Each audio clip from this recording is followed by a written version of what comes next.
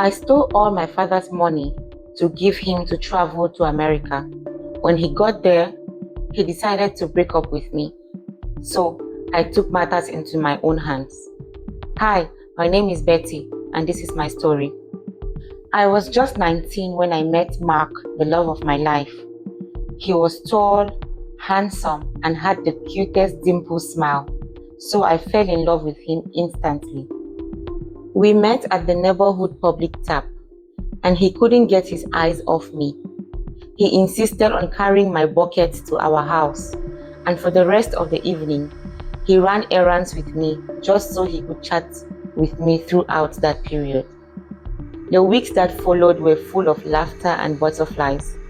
He would come to my house every day and help me carry out mundane chores just so we could chat. We grew attached, and so one day he popped the question. He asked me to be his girlfriend. I was so attached and in love with him already. I couldn't wait. I said yes. Once our relationship kicked off, it wasn't long before we became the envy of the entire neighborhood. Even old people used to call us on the street and tell us how much we reminded them of themselves when they were our age, and also how cute we looked together. We were not from rich backgrounds, and so Mark was really focused on trying to get his family out of the slums, as he used to call it. He would always say to me, "When I get money, I will take you and my family out of this area. I want you to live in a beautiful place. I want you to live a life fit for queens."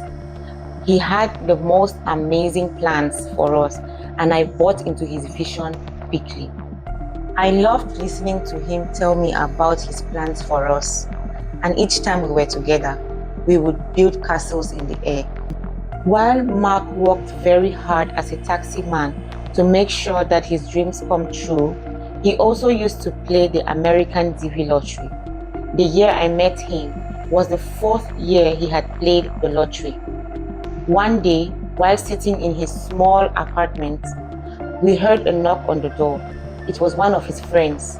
He was very excited, shouting and asking Mark to dance with him. Mark, in surprise, asked him, "What happened? Why should I dance? What's happening? Tell me." And he told Mark that the lottery results were out and Mark had won. We couldn't believe it. Everyone was ecstatic. We were so happy.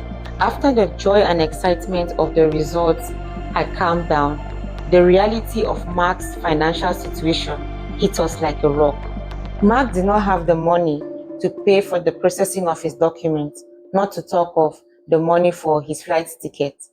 And he was not able to loan it from anyone in the neighborhood because his family had the reputation that they couldn't pay back their loans. As the days passed, Mark began to lose weight. He barely ate or slept. It felt like his desperation grew by the hour. He was more irritable and had lost all his joy of living. It hurt me to see him like this, so I decided to do the unthinkable. Earlier that week, I had surprised my dad in his room, counting a large sum of money. I also remembered that he had given my mom the bag to hide for him. Our house was small, and there were very little places where one could hide such a bag. I knew everywhere my mom hid her precious things, so I went home when they were not in the house and found the bag. I took out the money, hid it in a plastic wrapper, and brought it to Mark. When Mark saw the money, his eyes shot wide with excitement. He hugged me happily and began to make plans for processing his documents right away. He never bothered to ask me where I got the money from, and that seemed odd to me, but in the moment, I focused on making him happy and processing his documents. When I went back home, my parents were looking for the money. I sat quiet and pretended to help them look for the money as well. When I took the money from our house, I had not considered what the money was meant for. In fact, I felt like whatever it was meant for was not as important as Mark's traveling to America was. My father was hysterical. He was not able to contain himself. The shock and the pain of not finding the money in the house made him have a stroke. We rushed him to the hospital. When we got there, the doctors told us that he was completely paralyzed and would be bedridden for the rest of his life. This hit me like a sledgehammer. I couldn't believe it. My actions had cost my dad his health. I went outside, crying and wailing. I couldn't hold myself. My mother tried to console me, not knowing the true reason why I cried so hard. Everyone assumed it was because I loved my father too much and couldn't bear to see him in that state. We stayed with our father in the hospital for almost 3 weeks, and in all that time, Mark visited me just once. I tried to reproach him for this, but he told me how busy he was trying to follow up his documents and his flight details. I couldn't argue. I had no idea of how this process worked, so I accepted his explanations as true. During our time in the hospital, I got to find out what the money I took was meant for. Actually, my father had been laid off from his job, and part of that money was his severance package. The other half was all the money he had saved over the years. The money was meant to start a business and sustain us until the business takes off. This now meant that my mother was now the breadwinner of our family. My mother sold fruits and bread at the roadside, and the money she made from it could barely feed the family, talk less of send my younger ones and I to school and take care of my now ill father. As I sat there looking at my younger ones, my frail mother, and my paralyzed father, I realized the enormity of what I had done. However, somewhere deep down inside of me, I had hope that Mark would help me, that when he gets to America, things will get better. He will send me money and I'll be able to help my family stand. After we left from the hospital, I went to visit Mark. He had completed his travel process and his visa had been approved. He was planning to travel in the next 3 days. I explained to Mark the current situation of my family and also how the money I gave him had permanently destroyed my father's health.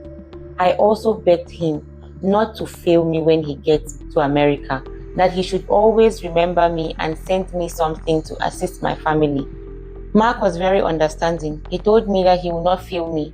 He also assured me that he was doing this for us and that he will come back and take me out of this place and that I'll be able to help my family. All the promises that he had made to me over the course of our relationship, he reiterated them to me. So I left his house feeling comforted and trusting that he was doing this for our greater good. The first year after Mark traveled to America, everything seemed to go as planned. He called me regularly and sent me money on several occasions. Then everything stopped suddenly. He no longer called and no longer responded to my messages. I tried to reach out to his family, but each time I spoke to his family and asked them about news of Mark, they would tell me to be patient, that Mark would reach out to me. This happened severally until one day when I met a mutual friend of ours. Fred was a good friend of Mark's, and he had moved out of our neighborhood a few months before Mark traveled to America. When I met him, he was so happy to see me, and I was happy to see him too. While we were catching up, he happened to mention that his family and Mark's family had met each other a few weeks back. Mark's family, I asked him, "What do you mean?" It had been almost 5 years since I lastly heard from Mark. He told me that Mark was back in the country, that he was now working in a big oil and gas company and was married with a baby boy. I couldn't believe it. My heart shattered into pieces.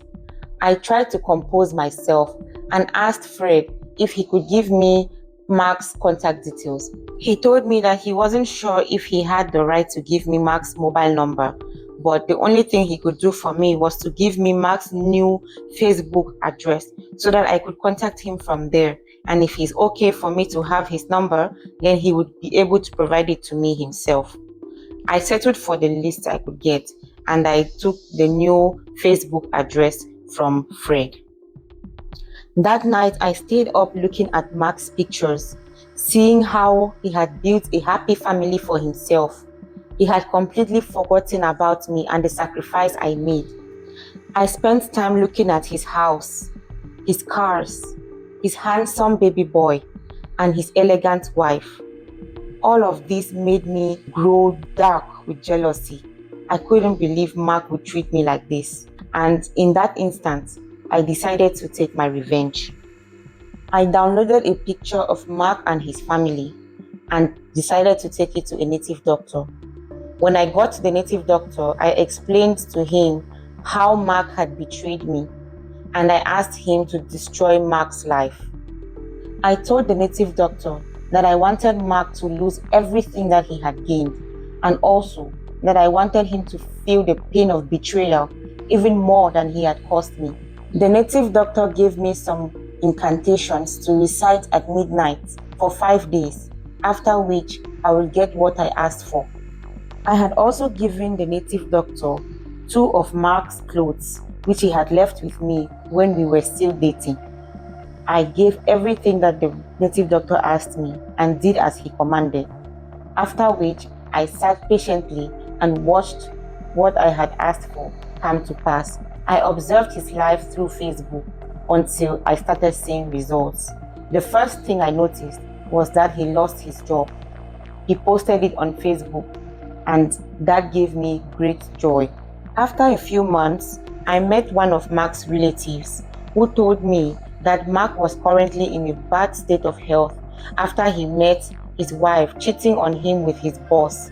His cousin also informed me that Mark's house had been repossessed by the bank and that he was currently back in the village fighting for his life.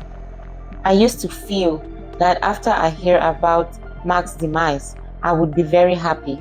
But unfortunately, that is not the case. I actually feel sorry for him.